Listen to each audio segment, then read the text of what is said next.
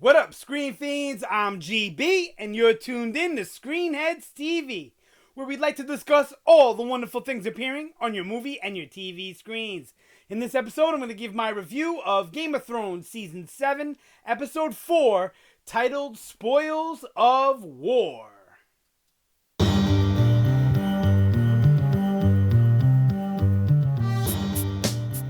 Holy shit! Was this a great episode? They just keep getting better, in my opinion. I know I keep reading and hearing some complaints here and there. I just don't get it. I love the way all these characters are fleshing out, all their storylines. And I just love the way that they're handling the storytelling and the approach to it. It feels so gratifying. All right, let's get going. There's a lot to unload here in this episode. First, let's talk about everything that went down in Winterfell, or as Hot Pie like to call it, Winter L. All right, so we got Bran. Man, he's creepy and cold, and I don't know what to make of it. If it's just he's got so much going on in his head right now, like he can't be normal. Because even the Three-Eyed Raven seemed a little bit more normal and down to earth than Bran. But maybe it's just a process he's going through in processing all this information first. But he's just very creepy and cold. And it could also be just because he knows too much. He knows all these people's past. Maybe he knows their future. He knows their secrets. So I guess it makes him feel a little uncomfortable, maybe, because he knows these things about these people. I don't know, but I just loved everything, that they're doing with that character. It's just so creepy and strange.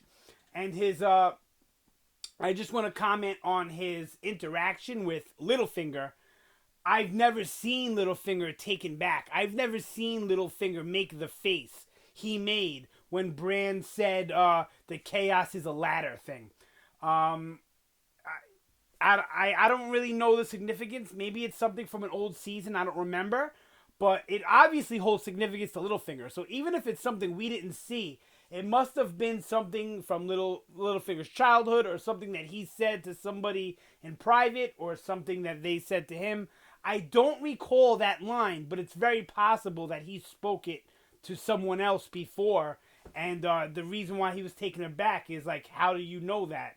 That person is dead or wouldn't tell you, and you weren't there, Loved all the stuff with Bran. Him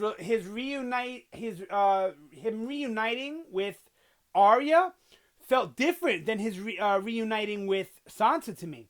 He was colder and more distant to Sansa than he was to Arya. Even though he was still cold and distant to Arya, a lot less so, I felt, than he was to Sansa. So I wonder if that has something to do with what he knows of their past, or that he may know something of their future.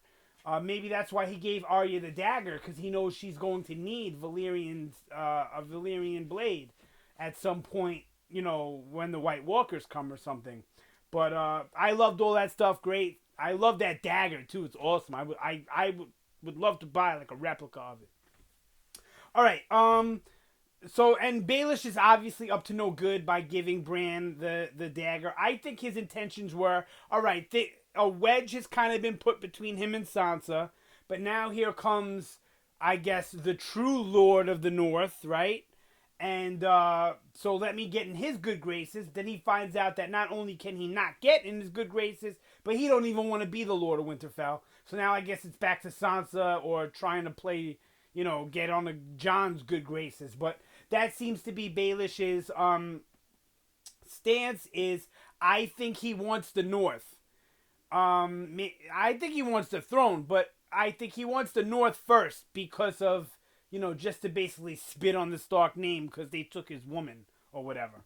All right, so yeah, let's talk about Arya. I can't wait any longer. Complete badass. So Batman, better than Batman. Yo, screw Batman at this point. And I love The Dark Knight. I don't mean the movie, I just mean the character in general. I like the movie also.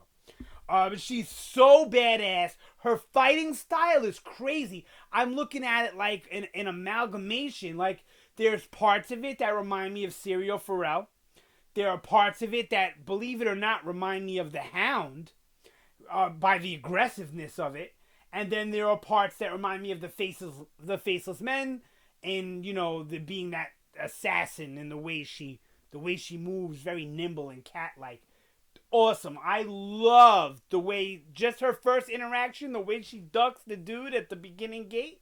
Awesome. And then when she fights Brienne, first off, the way she steps up to Brienne is gangster. You took out the Hound. I want to train with you. Awesome. And then she does it with Needle, that little tiny sword. Oh man, it was so good. It wasn't even real combat, and it was just amazing. And then,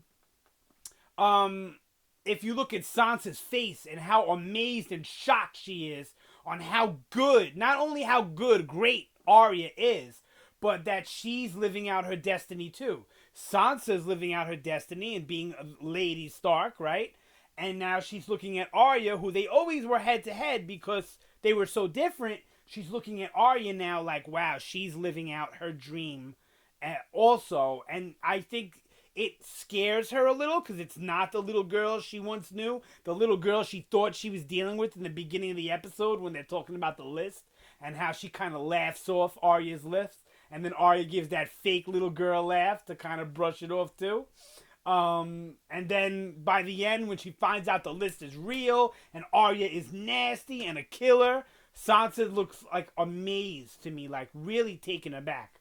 I just love the way all the Stark kids are becoming what they were all meant to become, and they're all just doing an awesome job at it, where they're all, even Sansa, surprises me on a weekly or an episodic basis with the characters. I love it. Alright, so yeah, Arya is so deadly. Yeah, alright, so that's all I think I gotta talk about. Oh, and the fight choreography between Brienne and Arya I wanted to touch on, which is great. I love that. I also love those personal moments, like when Arya gets to Winterfell and her reaction to seeing her hometown that she hasn't seen in years, since I think episode 1 or 2 of the series. She hasn't been there and seen it. And I know that feeling of nostalgia when I go somewhere I haven't been since I was a kid or whatever. And so I get it where Arya's coming from on that respect. And then, so everything is just shot so beautifully, and those smaller moments, like in the tomb with Sansa and Arya, was great. I just love that back and forth between them, how they're both obviously damaged, but stronger because of the damage that were inflicted on them. I mean, more damage was inflicted on Sansa, obviously, but Arya too. I mean, being alone like that, having to survive the way she had to survive, putting up with the mountain, living, everything she dealt with the Faceless Men. She went through a lot, Arya, seeing the aftermath of the Red Wedding, seeing Ned get decapitated. So they were both very, very damaged, and they're now much stronger because of it. Kudos to the Starks. All right, let's move on to Dragonstone. Loving the obvious starting of sparks between Jon and Dany in the tombs. You kind of get a sense of not only the mutual respect they're starting to have for each other now that they're getting to know one another, but also an attraction, obvious. I mean, they're two beautiful people, right? And I think also kind of falls under the mutual respect. They see a lot of each other in themselves. I'm sure when Jon sees Dany or hears Dany talk, it's like hearing his own voice, and vice versa for Dany. That's why they make such a good couple. That's a true power couple. I don't care if they're aunt and nephew. All right. So the cave drawings was great because it gives us now a continuation of the story that we get from Bran's green seeing, right? From Bran's green seeing, we see we learn that the people of the forest were being killed by the first men, and in order to combat them, they created the Night King and the White Walkers. But then that became a big mistake, and that evil grew, and then the Night King wanted to take over the world. So what we learn in this episode now is that after that happened, the children of the forest and the first men, or men at that point, I guess, banded together, looked aside, put their differences aside to fight the Night King, and they won that battle. And they put the Night King back in hiding where everyone thought they were all dead, whatever it was, right? We'll do videos about the history of everything, but this is already getting long enough, and I'm not even done or close. So let's get it moving. All right, so yeah, so that's great that we have all of that history all piecing together little by little. And I really thought all the history was going to come between Bran or maybe Sam. But I like now that, Jon uncovered these cave drawings in the dragon glass mines. I love it. And it was so beautiful in those mines, too. And once again, it's like Dany's reaction to seeing Dragonstone, to being home, to touching things that were made by her ancestors. Same thing, to see this beautiful stuff, dragon glass, that's probably in all of her myths and tales from when she grew up, All right. Yeah, so then now we got the friggin' Starks and the bending of the knees. Look, I understand both Jon and Dany. They both make compelling arguments. They both have great speeches and make me want to side with both of them. But you can't because, it's one way or the other. But I'm siding with Dany more on this. Look, she's the one that's the ruler, right? The queen, whatever, right? So she needs to garner the respect of anyone that's going to join her army. She did so with the Unsullied, with the Dothraki, everyone. She's earned their respect, made them all want to fight for her. And that's why she's adamant about the bending of the knee. I don't think it's so much about a hubris or ego or just having a big head like a lot of people are saying.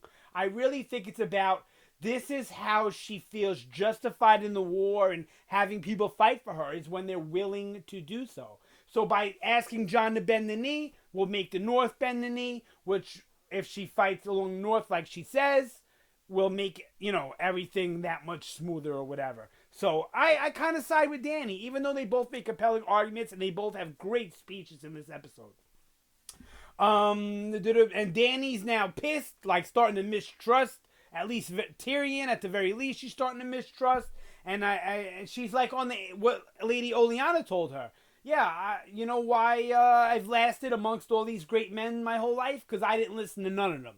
And Dany's now going to say, you know what? She's right. Queen of Thorns was right. I'm dragging it up, and I'm going. I'm glad she didn't take all 3 dragons, because she didn't need them. It would have been overkill, and probably would have been hard to control them all at once, and who knows what would have happened. She could have lost a lot of her Dothraki. So, yeah. And Tyrion now seems, to me, I thought he was just playing it smart. But now I think a little bit more than that. I think he has so much love for at least Jaime and the Lannister name. Maybe not for the Lannister people so much or for Cersei, but for Jaime and the Lannister name. I feel like it's hurting him deeply to see all these, to see all the carnage, people getting killed on his side and all that. Maybe there's more to it. Maybe he's up to no good and I just don't see that. But like I said, I don't see that. All right, and now we get another strange reaction with Missandei and Davos and Jon. And I don't know, something just is not rubbing me right about the last interaction she had with Davos and then this interaction. She seems so quick with her answer. I don't trust her anymore, and I love her. Not only because she's beautiful, but she's a talented actress. And, I like the character. The way she's always presented herself is, even though she's subjugated and she's a slave, essentially, she's very strong-minded and has a backbone, Yeah, I like her a lot. So I hope I'm not, wrong back. I'm not even going to talk about the Theon situation because I don't even care about that situation anymore. Let's get on to the last part, which is the Lannisters and that crazy battle that I want to touch on real quick before we got to go. All right, so obviously they got mad riches from High Garden. They're on their way to bring it to Cersei. I'm not even talking about Cersei too much either because, come on, we knew what was going on with her already. She needs the money to get the Iron Bank to back her. That's it. And now we know she ain't getting that gold. So all that shit is gone. And she is not going to be happy with Jaime. Think about it. Euron, the one who wants to love her or whatever, marry her, succeeded. Jaime, the one that kind of she wants to love and he wants to love and all that, the couple they want to be, he's disappointing her. And the way Cersei is right now, I think that's going to be very emasculating and it's going to turn her off from Jaime big time. Not that that's a bad thing, right? I love Jaime. He's such a rich prick. The way the actor, Nikolaj Kostov, something like that. I don't know. Look it up. The way he just portrays that rich prick, I just love it. He's so good at it. He's meant for that role. Love Braun, everything about him. Even though, look, I would have done the same thing where I would have been running around, running for my life. But, I mean, he was ruthless. He was yanking swords out of his own people and pushing the Lannister soldiers over. I mean, I love Braun and how he carries himself and how gangster he is. I've loved him always. And Jaime's even grown on me from the beginning. I didn't used to like Jaime, but right around season 4, I guess, once he teamed up with Brienne, I started to like him and I started to see more of a human side in Jaime that I didn't see prior to that. He was just a monster to me. That's one thing that George R. R. Martin and the show does great, is makes us care and sympathize for the villains or the bad guys, where there really are too many, well, not too many, but some of the villains aren't really villains when you sympathize with them. And I love that, because that all, factored into the battle. Because when the Dothraki run in, I got no love for the Dothraki. They're gangsta. I love to watch them, but as characters, I have no love for them. I don't want them to slay Bronn or Jaime, because I like those characters. Anybody else, of course, on that side could have got it. Any Lannister soldier, any of the Tarleys, they could all got it. I got no love for any of them. But I didn't want Jaime or Bronn to get it, and one of the things this show does masterfully is really put me in a position where I was scared for all parties involved. I didn't want Drogon to die, but I didn't want Bronn and Jaime to get burnt up, But then looking at Drogon from the terror of the ground, I kind of wanted Drogon to die, but I don't want Dany to die, and I don't want her to lose a dragon, especially her favorite, the biggest, most badass dragon. So the way they crafted these characters in all these seasons, and the way they come together in episodes like this, where it's like, I love both sides of the argument. I don't want to see anybody die, but I want to see everybody die. And it's just, I haven't seen too many shows or movies, or any really, if I think about it, that had put me in that position where I want to root for everybody involved, the protagonist, the antagonist, whoever. I love that. That's just amazing to me. I just want to, the Drogon is amazing. Come on. The special effects on this show, especially the last couple of seasons, are just out of this world. The White Walkers, the way they look, the dragons, the giants, it's all fantastic. The camera work in this episode, the way it pulled you into the action, pulled you onto the back of the dragon, pulled you behind the giant crossbow. Insane. I think that's pretty much it. I had some other stuff I wanted to mention, but the video's long enough. This was a fantastic episode. The best one this year so far, and they just keep getting better. I know we only got 3 more, but I bet I will put any money on it that these next 3 are gonna be epic. Now, I know there's tons of spoilers out there. Please, no spoilers in the comment section. But hit me up in the comments. Let me know what you thought about the episode. Anything Game of Thrones involved, especially Season 7. But like I said, to stay away from any spoilers that have been leaked, please. I don't want to get spoiled down there in the comments. I have to read them, you know what I mean? And I also don't want anybody else to get spoiled. So that's why I always tell you not to drop too much book stuff down there either. We do separate videos for that. But that's it. Sound off down below. Thank you so much for watching. Always appreciate it. You guys have a fantastic day. And I will see you next time.